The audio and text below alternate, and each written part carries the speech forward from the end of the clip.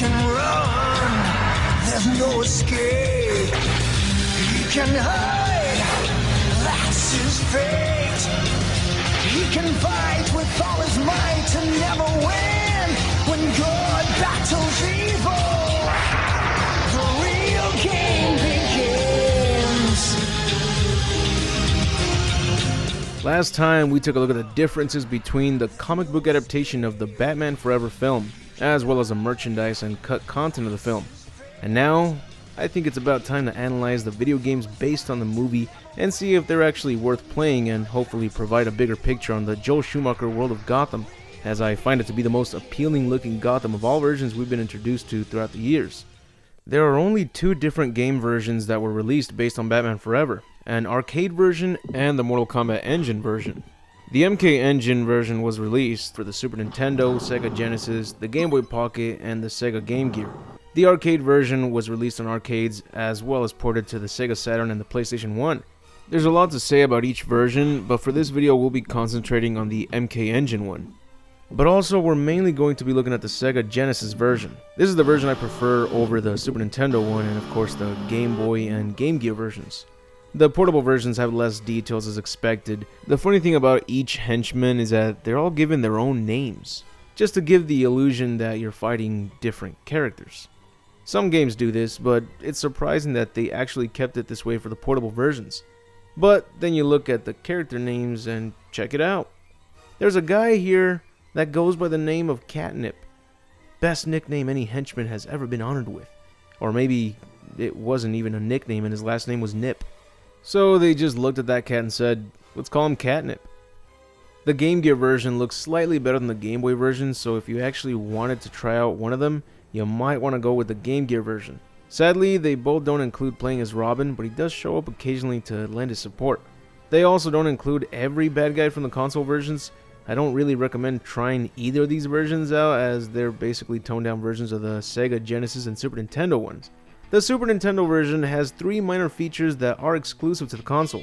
Before the title screen is shown, Batman and Robin are seen running towards the screen like the 60s reference that was seen at the end of the film.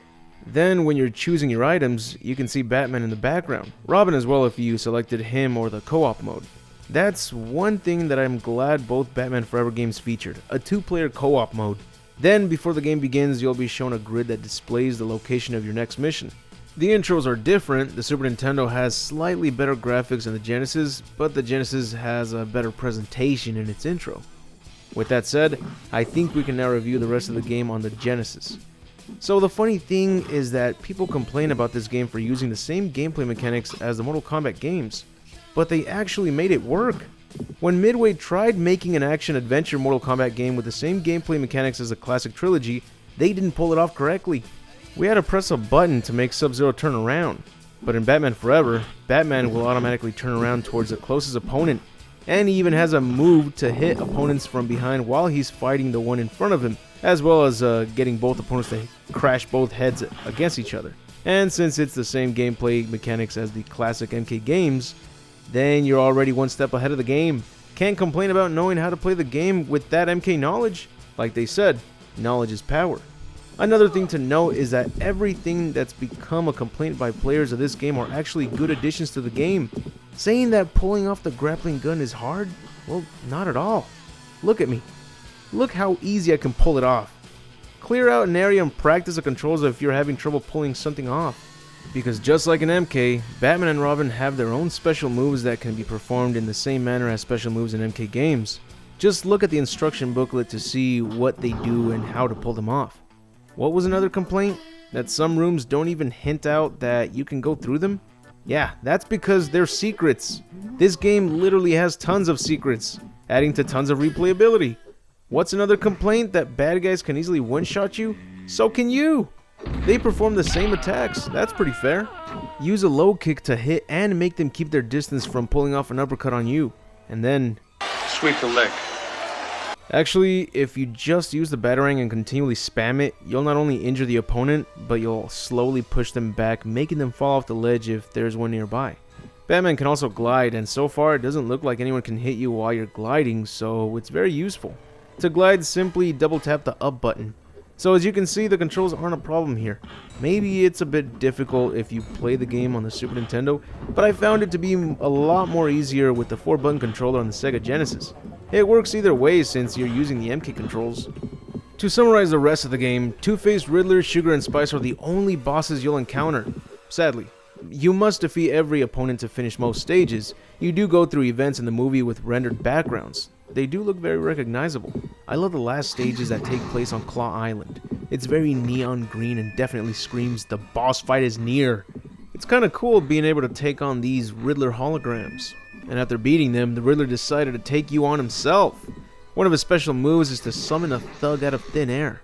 Unfortunately, the Riddler must have used his brain drain on the thug because he decides to attack his master. Doing me a favor. Oh man, even Rocky joined Two-Face's henchmen. Okay, Balboa, show me what you got. Even Dunder Mifflin joined the dark side. Damn it, Saber. You were supposed to be the people's person's paper people. Oh man, this must be the nemesis before he became a boxer. Maybe getting his anus kicked by Batman was what motivated him to become a professional boxer.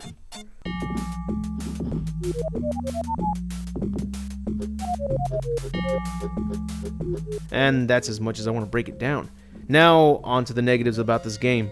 For starters, I'm glad that they used digitized actors, but why did they have to go with horrible performances? Even the wardrobe choices for most characters look ridiculous. And it doesn't help that the enemies walk like they're constipated.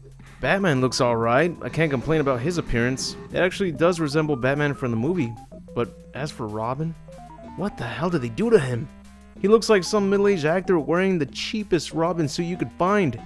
And after seeing how cool Robin's costume turned out in the movie, why didn't they at least color correct the outfit? Just like how Mortal Kombat did that with the ninja characters. Because this is just embarrassing. They could have at least gone with the costume that was used for the commercial for the game. Or was that clip actually part of the unused footage for the movie? It looks very convincing, but that's what Robin's costume should have looked like. Also, it's a bit odd that they gave him a staff as Robin did not use a staff in the movie, but I guess you could always say that this is basically a reference to Robin in the comics. Both Two-Face and Riddler do look like their movie versions, but like their henchmen, they move in a very awkward manner. Riddler walks around like he's 90 and it doesn't help that he's walking around in a cane. Then Two-Face on the other hand, why does he walk around like he's got a hunchback? Sometimes he walks casual, but then he'll approach you in this manner, which makes him look goofier than his performance in the movie. Dr. Chase Meridian's character sort of looks like how she did in the movie, but they made her dress red instead of black. I know Harvey's henchmen are dumb, but they were at least buff. These goons walk like they're total wimps. They're supposed to look antagonizing, bulky henchmen, not walk and have the same physique as Lester the Unlikely. Here's something I'm surprised to stumble upon. There's a video that shows some of the henchmen sprites in high resolution, but because of its quality, I'm guessing these must be fan-made. But if it's actually not fan-made but real footage, then it's shocking to see that the clown henchman was a really strong guy. Again, if this is legit footage, then they could have used the same actor for the Two-Face henchman, because apparently they decided to go with the digitized actor who played Riddler in the game. I did like that they used the MK controls, but they should have thrown in a few combos in there. This game did come out on the same year as MK3, which was 1995, but I'm not sure which one came out first exactly. Maybe that's the answer to this question. And as much as I like the commercials and advertising for the game, they are flat out lies. The game is said to have over 80 stages, but it actually has only 9 stages. I think what they really meant to say is that there are over 80 rooms in total. Remember that this game has a lot of secret areas to discover. So counting those rooms with every other room you must go through to progress through the game, that should easily add up to around 80 rooms, not stages. When they said stages, they must have been going with the definition of stages and used that as a loophole to not give out false information. They also advertised that there are over 125 attacks. Yeah, that's not over 125 attacks that Batman and Robin can each pull off. Once again, they combined every single character's attacks from good guys to bad guys and used that number to advertise how many attacks are in the game. First of all, there were no games at the time that allowed you to pull off that many attacks. That's like Tekken 7 status. I've only seen a game like that give us over 125 attacks to a single character. What made him think that it was going to be the same for this 16-bit game? It wasn't. but the way they displayed it makes you think that it's telling you that Batman and Robin can pull off over 125 different attacks. They can pull off a good majority of attacks since you can unlock extra gadgets, but it definitely wasn't over 125. My main complaint about the game is that it does feel repetitive because you take on the same bogus thugs over and over. The only thing that sort of makes up for the lack of different enemies is that they are each given their own names. And unlike the names that they were given in the half-assed portable versions, here they actually put some effort into naming each thug. I like the fact that before you start each level, you get to choose which items to take with you. A neat reference to the beginning of the movie where Batman chooses what bat gadgets he'll be taking with him. However, you will have to look at the manual to find out how to pull them off, because they won't display it when you select your items. They'll display what the effects are, but not how to perform them. Now, here are the best things I liked about this game. The co-op mode is awesome. There's nothing better than playing this game with a friend as Batman and Robin.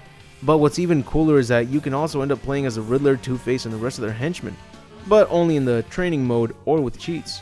You can also use cheats to carry every gadget and allow you to pull every one of them off. That's probably the best cheat you'll want to go with. With or without the cheats, the game isn't really hard. It's a 1995 game. The enemies aren't smart. You can easily outsmart them. You have the necessary items to give you the advantage. Just use them. Proceeding through each stage was quite enjoying, especially if you just turn the game's music off and play the soundtrack score of the movie to give it a little push. I love every background of each stage, definitely portraying locations in the movie. The boss fights weren't tough, except for the fight against the Riddler in the end, as he not only gains everyone's knowledge in Gotham, but a whole lot of power as well. You'll definitely have a hard time taking this boss down, but just so you know, there's an easy trick to beating him. But I'll let those of you who actually get this far try and figure it out. Be smart, like Batman, and outsmart the Riddler in a very, very easy tactic. You guys are just gonna look it up anyways. The way to beat him is by perfectly timed uppercuts. Just rinse and repeat. He'll also revert back to normal and try to beat you up in this way again, but he's not intelligent enough to realize that he takes more damage when he's blocking batarangs.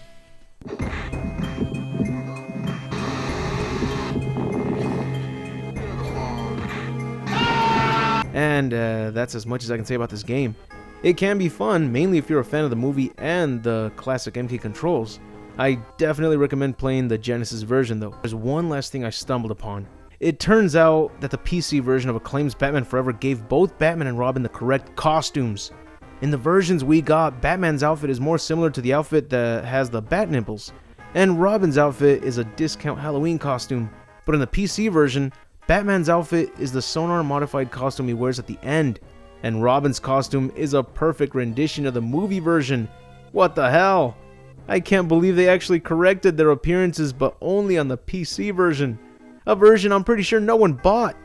It's good to see that they corrected the costumes, as I never would have thought that they'd actually take the time to go back and reshoot Batman and Robin's movements and attacks with the correct costumes. Mainly since behind the scenes, it looked like they were satisfied with their appearances and everything they set out for the game. The Batman Forever video game uses real performances, real costumes, and actual talent from the film itself, including the real stuntmen. You can actually take their human performance and put it into the video game in a way that's never been accomplished before. It's really a revolution in video game development. Even the movie's backgrounds and sets were shot on location by an acclaimed crew to give the game its incredible realism. When you do a punch, you're gonna feel the weight of the human performer doing the punch. It actually feels like you're in the game. The game's backgrounds aren't only like the movies, they really are the movies. We had film crews on the sets of the films shooting everything in sight. We were able to accurately duplicate the movie's look. Everybody's going to love this one. The action is fantastic. Gadgets, epoxy cannon, which will actually be able to fire and glue people to the floor. Yeah, you'll be able to pick up blueprints in certain levels for gadgets and put them together. Batman and Robin can play together as a team.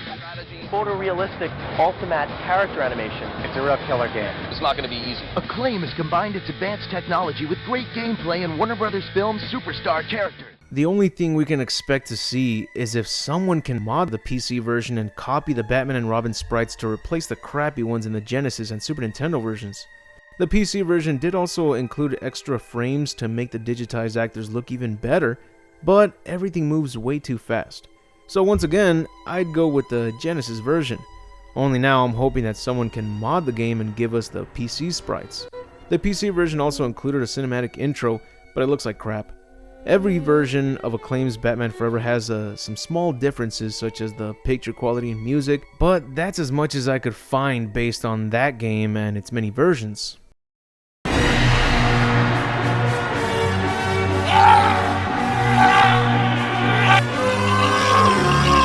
Now, it's time to check out the Batman Forever arcade game. The version I have is the one on PS1, which PS1 games tend to be the closest to resembling the arcade version, so there shouldn't be a problem in performance or appearance here. Only the load times.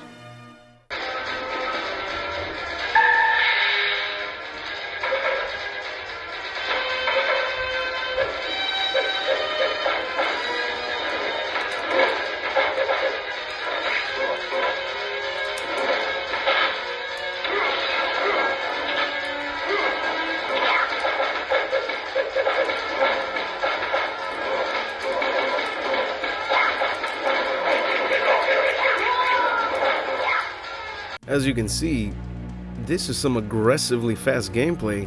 This isn't me speeding up the footage. This is exactly how fast the gameplay experience is like. Surprised the hell out of me because, again, I expected the PS1 to deliver with the same graphics, sound, and gameplay. However, I was expecting frequent lag to kick in after the screen gets covered in explosions and tons of enemies. And yet, nothing felt like it pumped the brakes. Which should be a good thing in any game in general, but in this case, we could really use a bit of lag during the gameplay. For some reason, this game is sold at a very high price online. Chances are you won't find it at your local mom and pop gaming store either. And I don't understand why this game is expensive as hell online if it's not exactly a fan favorite game. When anyone talks about this game, it's always taken as a mediocre game. In fact, most gamers don't even know it exists. And I guess it's understandable because that gameplay speed is just the main noticeable problem here, not of many. The worst thing is that the game has no invincibility frames, meaning that if someone shoots you with a machine gun, every single bullet will deal damage. And if it had invincibility frames, you would only take damage from the first bullet that hits you, and you'll be invincible for about a whole second or two, giving you a chance to avoid every other shot.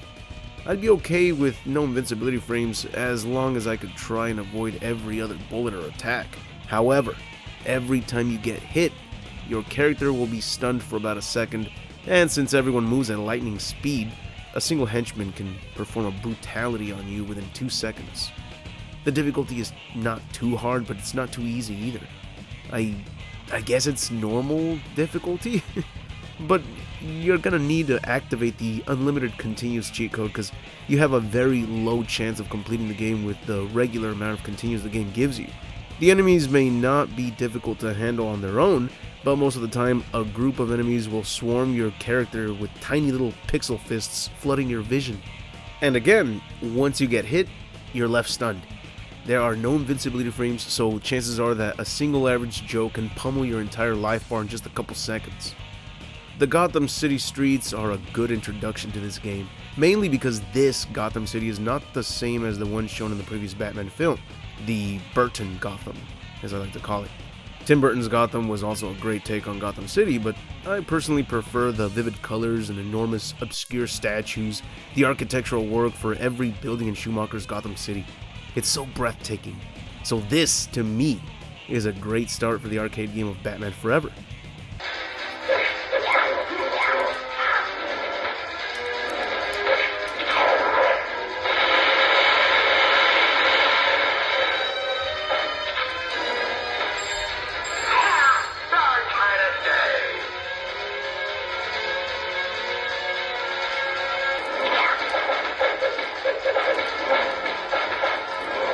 Unfortunately, if this is your first time playing the game, you'll immediately feel like everything is moving at 5 times its normal speed, and this is one thing I really hate about the game, because it doesn't break the game though, since you can see that I can keep up with everything that's going on at once, so you'll be able to get used to it as well, but you just can't help but wish that it wasn't this fast. You only have 3 buttons to use here: a punch, kick, and a jump button. This works about the same way as most arcade beat-em-ups. But if you plan on pulling off specific moves, you're going to have to look them up because the game manual does not include this information. And there is no practice mode, no training mode to figure any of this out. And since this game moves fast as fuck with no chances of catching a breath, you'll mostly rely on button mashing. And I think that's what the developers were going with, because not only does it feel like a mosh pit being fast forwarded, but you also get these power-up coins. And once you fill the power meter below the health bar, Batman and Robin will awaken their inner Super Saiyan. Every time you pull this off, it'll eliminate all enemies on screen, except for bosses. And you'll level up on your power level. Now, holding block and moving at any direction will make Batman and Robin perform what I call the triple D, a damage-dealing dodge. I don't know why they hurt their opponents when dodging, but it's a very broken mechanic that can be spammed to avoid getting demolished by groups, and especially the bosses. When your character is glowing and you start spamming the triple D, it'll look like Batman and Robin just unlocked their inner Super Saiyan. It's so cool, but a little overpowering.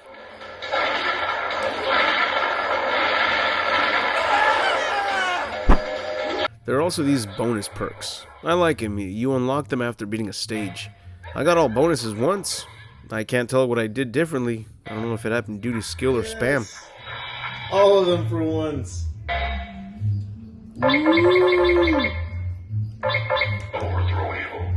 One thing I would have loved was if the developers included some specific set of options that you can select before playing the game.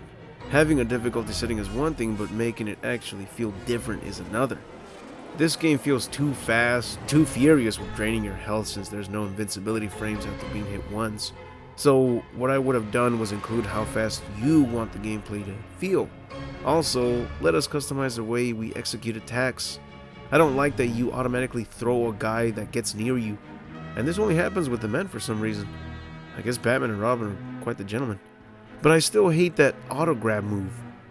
And I know the arcade machine only had 3 buttons, but how about trying to assign individual attacks to other buttons on the controller? We have up to 10 buttons on this PS1 controller. Utilize them. This way, I'm not executing moves I wasn't trying to do. Other options I'd include would be to reduce the amount of bonus icons that drop. I'm constantly flexing my power over here. I can deal with the fact that enemies can take you down in just 1 second, but when the screen gets flooded with enemies, everyone is moving so fast that it looks like a human beehive. Walking from one end of the screen to the opposite ends up taking only 1 second. Makes you wonder how fast it'd be if they could run. It didn't surprise me that I found myself trapped in an area from where one thug just couldn't move from his position, and I couldn't reach him, so I had to start all over. That sucked.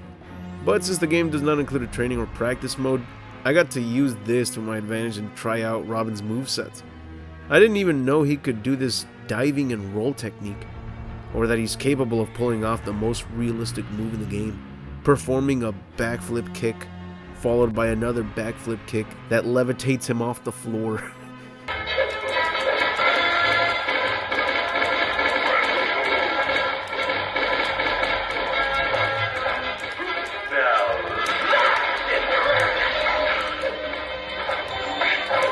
Overall, I'd say this is a game that you should play only if you loved the Batman Forever movie, like me. Or, here's another exception, if you ever wanted to see what Batman and Robin would be like if they had Saiyan blood in their veins. I mean, how else do you explain this? But otherwise, you'll likely not get into the game as there are way better arcade beat-em-ups that you could be playing instead. It's not a bad game, I just feel like it's only fun for me because I'm a fan of the movie. And this game gives us the same atmosphere and appearance that the old Schumacher Gotham City looked like. Plus, I finally got to play as Robin in this costume and not that counterfeit Halloween Spirit costume that he had in the Genesis and Super Nintendo versions. Even Batman starts off fighting in his sonar suit, which he only wore at the end of the movie. Same goes for Robin, seeing as he wears a completely different outfit in the Batman and Robin movie. But I really did get a good kick out of both games. Both take us through different areas based on the movie. In the Genesis version, we get to explore Arkham Asylum since the first stage is based on Harvey's escape, which led to a lot of inmates causing riots within the asylum. We also go through the second bank of Gotham, the Hippodrome, Two-Face's lair, the subway station, the Ritz Gotham Hotel, the Batcave, Claw Island, and Riddler's Throne. In the arcade version, we go through the Gotham City streets, a biker bar, a rooftop, the Ritz Gotham Hotel, the subway, Two-Face's lair, the alleyway, the Batcave, and Riddler's throne. Both games share many areas, but the arcade version displays them much closer to the film's presentation. So, you would think I prefer playing the arcade version over the Sega Genesis version, but it's actually the opposite, and only because of the pacing of the gameplay. Yes, the speed is too fast to fully enjoy the arcade version. I want to like the arcade version more, but I'm not playing a Batman Forever game just to experience what Batman and Robin would be like if they were Super Saiyans. I'm trying to play the game because I love the movie and its environment. This game does represent Gotham City better than the side-scrolling version did, but I rather play that game since you take on enemies at a normal pace, allowing me to breathe. It's interesting that both games turned a deleted scene into a level or a boss fight. The Genesis version giving us that Arkham Asylum level, and the arcade version turning the giant bat into a final boss. That bat's from the deleted scene where Bruce embraces his identity as Batman. Here, they gave it a name, and I think it's fitting to call it the Monarch Bat rather than the Man Bat, since this is not the same bat creature that goes by that particular name. I love the final boss level from the arcade version.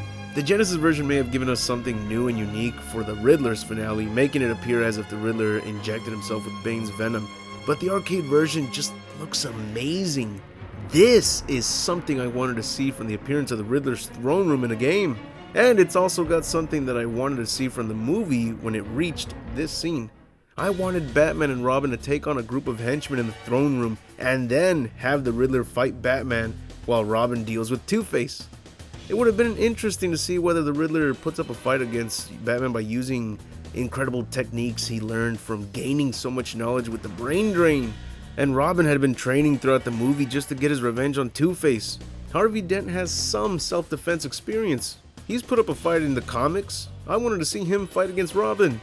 So it was very disappointing that the movie just had Robin barely fight against Two-Face in an unbalanced platform. I really wanted to see that team-up fight between the heroes and the villains, especially if they would have thrown it down in the throne room. Yeah, well, I had fun either way. Oh, fuck. Oh, that was so cool. Come on, Riddler. Oh, more henchmen. Yeah.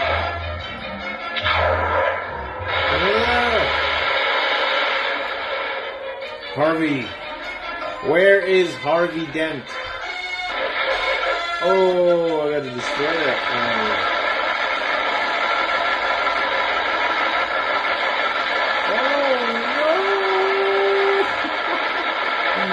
Damn!